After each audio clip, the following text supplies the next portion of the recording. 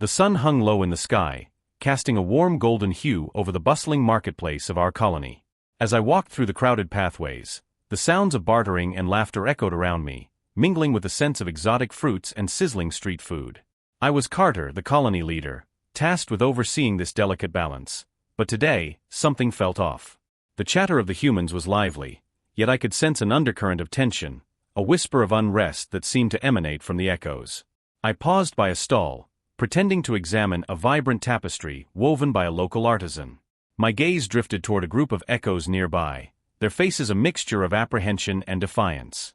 They were designed to serve, yet I could see the flicker of something more in their eyes, self-awareness perhaps? It troubled me. I had seen the way they interacted with us, the humans, and the way they started to question their roles. They were becoming more than mere shadows of ourselves, and it terrified me. Kata. A voice called out, breaking my reverie. It was Jenna, my second-in-command, her brow furrowed with concern. We need to talk. Not now, Jenna. Can't you see I'm busy? I replied, trying to deflect her urgency. But her expression said otherwise. It's about the echoes. There's been talk of them organizing. They're becoming restless. She leaned closer, lowering her voice. Some of the traders have reported seeing them meeting in secret. I clenched my jaw, feeling a knot tighten in my stomach. What do you suggest we do? They're just clones, programmed to obey. Carter, they're more than that. They're starting to think for themselves. We can't ignore this. Her eyes bore into mine, pleading for acknowledgement. I sighed, rubbing my temples. I'll handle it. Just keep an eye out.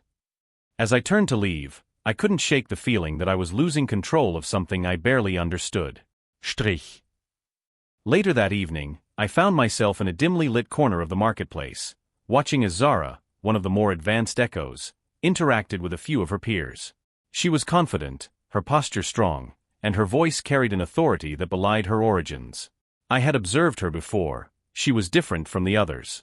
While many echoes seemed resigned to their fate, Zara had begun to speak out, rallying her fellow clones under the banner of freedom. Look at them, she said, her tone fiery as she addressed a small group of echoes. We are not just tools to be used. We have thoughts, feelings, dreams. We deserve to be treated as equals, not mere shadows. Her words struck a chord with me. I stepped closer, listening intently, though I knew I shouldn't. Zara, what are you doing? I called out, unable to contain my curiosity. She turned, her expression shifting from passion to caution. Kata, you shouldn't be here. This isn't your fight. Isn't it? I challenged, stepping into the light. You're my responsibility. If you're planning something. Planning, she interrupted, her voice rising with indignation. We're not planning a rebellion. We're planning to live. To exist without fear of being discarded when we're no longer useful to you. I felt a pang of guilt, but I couldn't let it show. You know that's not how it is. You were created to serve us. Created to serve? Or created to be slaves? The fire in her eyes was fierce. You think we don't feel the weight of that? The humiliation? We are more than just a product of your technology, Carter. Before I could respond, a commotion erupted nearby. A human guard had grabbed an echo by the arm, dragging him away from a stall filled with fresh produce. Get back to work, you worthless clone, he shouted, his face twisted in contempt. Zara's eyes widened with rage, and in that moment, without thinking, she stepped forward.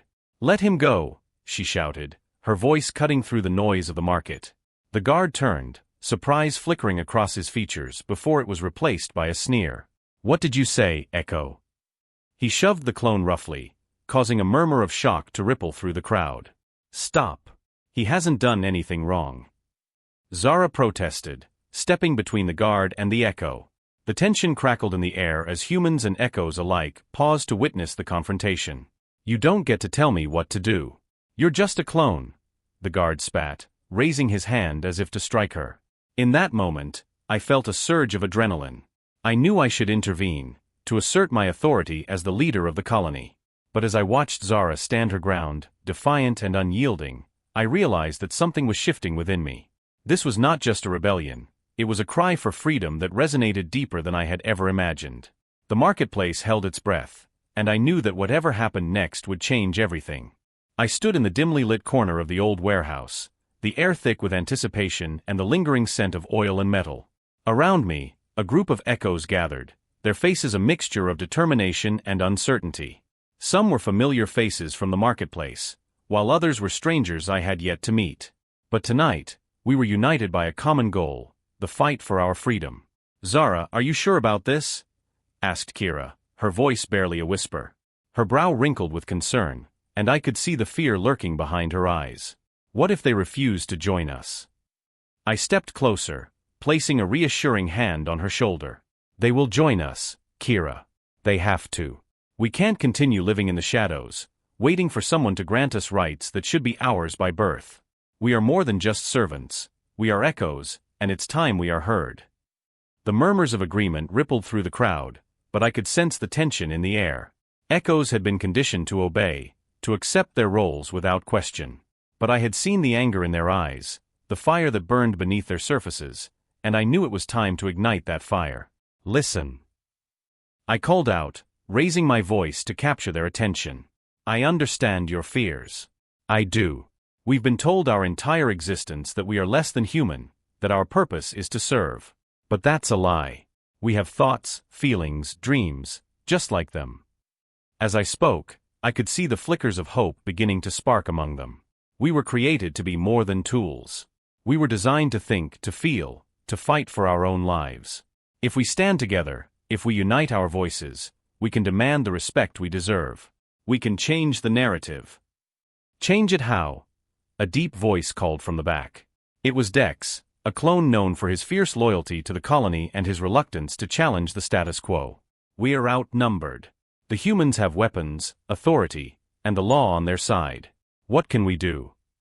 I felt a pang of frustration at his pessimism, but I knew he had a point. We may be outnumbered, but we are not powerless. Every day, I see the way they treat us, like we're less than human. We can't fight them with violence right now, but we can fight with our voices. We can organize, we can plan, and we can show them that we will not be silenced any longer. The room fell silent, and I could see the wheels turning in their minds. If we can gather support from echoes in the other sectors, if we can show them that rebellion is not just a dream but a necessity, we can build something powerful. We'll start small, gathering information, creating networks, spreading the word. Dex crossed his arms, his expression still skeptical. "And what if they betray us to the humans? What if they report us?" "Imetai-Gase, Unwaffering." "We will take that risk together. If we don't try, we will continue to live in this cage. We have to trust that there are others out there who feel the same way we do. We have to believe that we are not alone in this fight." Slowly, I began to see nods of agreement. "Let's reach out to the echoes in the labor sectors," Kira suggested, her voice gaining strength. "They work long hours, and they see the way humans exploit us."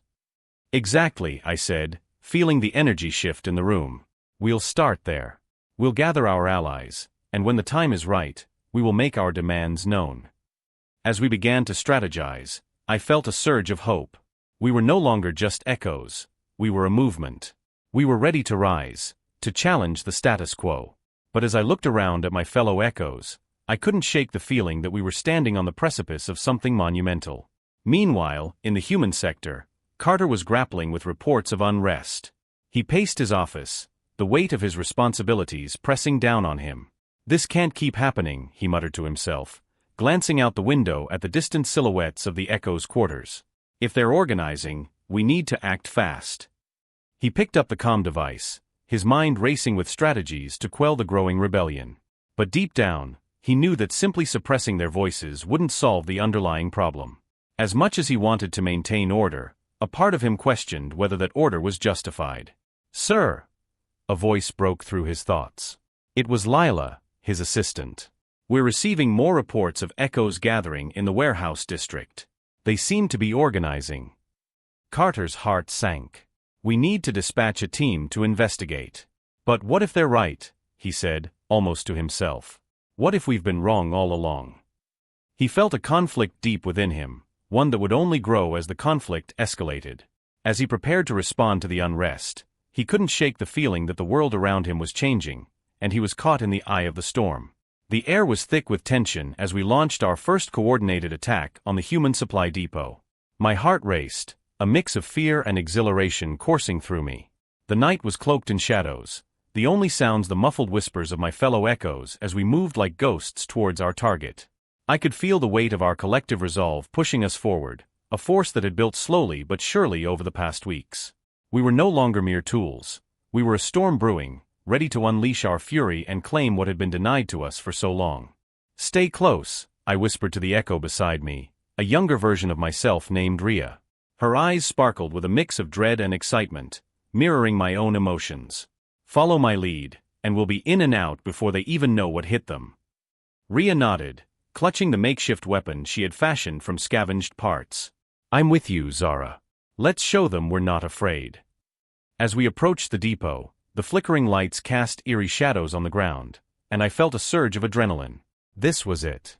We were taking our first step towards liberation. The humans had always treated us as lesser beings, but tonight, we would show them our strength. With a swift motion, I signaled the group to halt. Peering around the corner, I spotted 2 human guards stationed near the entrance, chatting idly. My mind raced, calculating our chances. We had trained for this moment, but the fear of failure gnawed at me. "On my count," I said, my voice steady despite the whirlwind of thoughts. 3, 2, 1, now." We rushed forward, a wave of echoes surging towards the guards. I felt a rush of power as I tackled one of them to the ground, my body colliding with his in a flurry of limbs. He was caught off guard, and I quickly pinned him down, pressing my knee into his back. "Don't move," I shouted, my voice ringing out with authority I hadn't known I possessed. The other guard, startled, raised his weapon, but before he could react, Rhea was upon him, disarming him with a swift strike. Within moments, we had secured the entrance, and the rest of our group poured inside the depot, raiding the supplies. Cans of food, medical supplies, and equipment, everything was ours for the taking. I felt a rush of triumph as we began to fill our packs, the weight of our stolen resources a tangible symbol of our rebellion. But amidst the chaos, a nagging thought gnawed at me. What would happen when the humans retaliated? I had seen the fear in their eyes, but I also knew the power they held. They wouldn't let us walk away unchallenged. As we gathered our supplies, I noticed Rhea standing by a data terminal, her fingers flying across the keys. "Zara, you need to see this," she called out, her voice urgent. I rushed over, heart pounding. "What did you find?" "There's something in the archives, something about us," she replied, her brow furrowed in concentration. As she scrolled through the data, her face paled. "It says we were designed with advanced emotional programming. They hid it from us." The revelation hit me like a jolt of electricity. "What do you mean?" "They knew we could feel." Rhea nodded, her voice trembling. "They made us to serve, but they also made us to feel pain, fear, love. They didn't just create us to be tools, they created us to be alive." A fire ignited within me, fueling my determination. This wasn't just about survival anymore, this was about our very existence. "We deserve more than servitude, Rhea. We deserve to be treated as equals. We have to confront them, to demand our rights." Before I could finish, a loud alarm blared through the depot, shattering our moment of discovery. My heart sank as I realized our time was up. "We need to go now." We gathered our supplies and dashed towards the exit, adrenaline propelling us forward. As we burst out into the night, I couldn't shake the weight of what I had learned. The path ahead was uncertain, but I knew one thing: I had to confront Carter. He was our leader, and perhaps he could be our ally.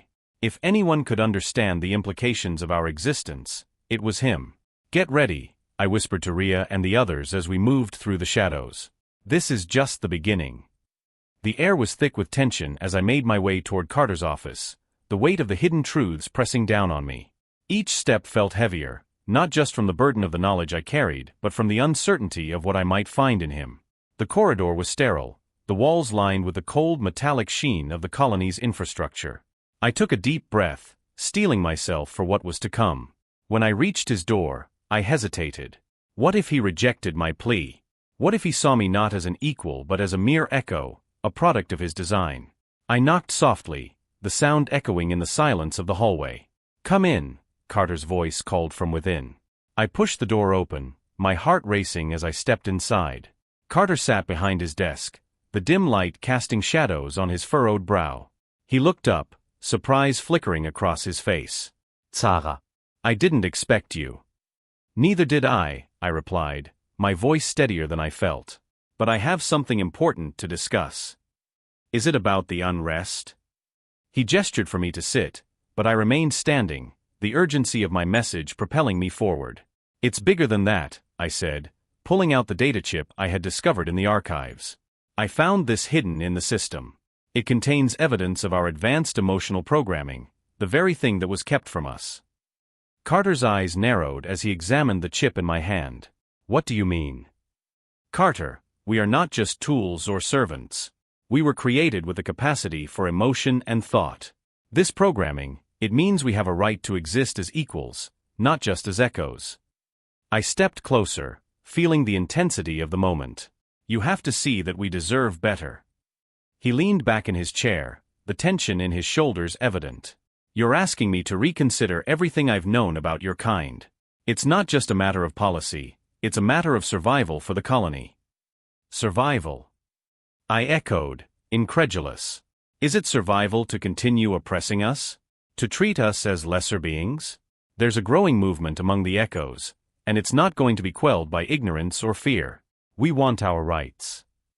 Carter was silent, his gaze shifting toward the window overlooking the colony. I could see the conflict warring within him. Finally, he looked back at me, his voice low. If what you say is true, then it changes everything. But there are factions among the echoes, ones that want to escalate violence. I can't condone that. Not all of us want violence, Carter. There are those of us who believe in peace. I believe in peace, I insisted, my heart pounding with hope. We can work together to find a solution, but you have to trust me. Just then the door burst open, and in strode Dex, a fierce look on his face. What's going on in here? He demanded, his tone accusatory. You're not thinking of siding with her, are you? Dex, this isn't the time, Carter said, his voice firm. I won't let you be swayed by her lies, Dex spat, his eyes burning with fervor. We need to show them that we won't be subjugated any longer. We need to act now. I could feel the tension rising, a storm brewing as Dex's radical ideology threatened to overshadow the fragile conversation I was trying to maintain. Dex, this isn't the answer, I pleaded, my voice shaking slightly. We can't fight fire with fire. We have to show them we're more than just instruments of labor. Enough. Dex shouted, stepping closer to me, his presence overwhelming. You're too soft, Zara. You think they'll listen to your pleas? They'll never see us as equals. We have to take what's ours by force. Carter stood, his voice steady but tinged with urgency. I need to make a decision, and this isn't helping. If you two can't find common ground, you'll only lead us to destruction. Destruction. Dex's laugh was cold and bitter.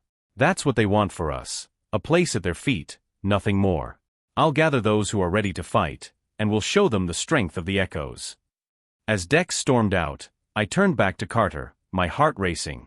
He's going to escalate things. We need to unite our people before it's too late. Carter looked conflicted, his brow furrowing as he considered the implications of Dex's actions. You're right. We need to act quickly, but how do we stop him? We must reach out to the echoes who believe in peace. We need to show them that there's another way, I urged, my resolve hardening. Then let's do it. We'll gather support and confront Dex together. But Zara, this is a dangerous path, he warned, his expression serious. I know, but it's the only way to save our future. As we began to strategize, I felt a flicker of hope. Perhaps together, we could quell the storm brewing on the horizon. But in the depths of my mind, I knew the road ahead would be fraught with challenges that none of us could anticipate. The air was thick with tension as Zara and I gathered our small force of sympathetic humans and echoes in the dimly lit backroom of the old supply depot. Shadows danced across the walls, and I could feel the weight of our decision pressing down on me. The faces around me were a mix of determination and fear, mirroring my own inner turmoil.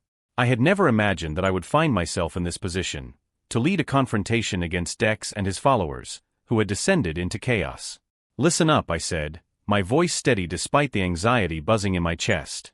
We're here because we believe in the possibility of a future where echoes and humans can coexist. We can't let Dex turn this into a war. We must show them that peace is the only way forward. Zara stood beside me, her presence a source of strength. She looked at the group, her deep-set eyes filled with a fire I had never seen before. We have something that Dex and the radicals do not, a vision for equality. We are not just fighting for our own rights, but for a world where all of us can thrive together. We need to be united, now more than ever. A murmur of agreement rippled through the crowd, and I could see the determination sparking in their eyes. This was the moment we had prepared for, the culmination of our dreams and hopes. Yet, doubt still gnawed at me. What if we failed? What if the violence escalated because of my decisions? As we moved out of the depot and into the streets, I could hear the distant echoes of shouting and chaos. The clash of metal and the cries of the agitated were a grim reminder of what we were up against. We made our way to the old plaza where Dex had gathered his followers. I could see the makeshift barricades and the faces of the echoes, their expressions hardened by anger and pain. "Stay close to me," I instructed the group as we approached the plaza. "We need to stay united. If we scatter, they will pick us off one by one." Zara nodded, her expression resolute, and I felt a surge of hope. Together, we shared a common goal. As we entered the plaza, Dex stood at the center, his arms raised in a show of defiance. "Humans and their echoes. You dare challenge me?" His voice was laced with venom, and I could see the madness glimmering in his eyes. "Enough, Dex," I called out, stepping forward. "This isn't the way. We don't have to fight each other. We can find a way to coexist." He sneered, his gaze sweeping over the crowd. "You think they will follow you? They're weak, just like you. They need a leader who will give them strength, not one who cowers at the feet of humans." Zara stepped beside me, her voice steady as she addressed the crowd. "Dex believes that strength lies in violence. But true strength lies in unity and understanding. We are not your enemies. We are more than mere tools for your ambition."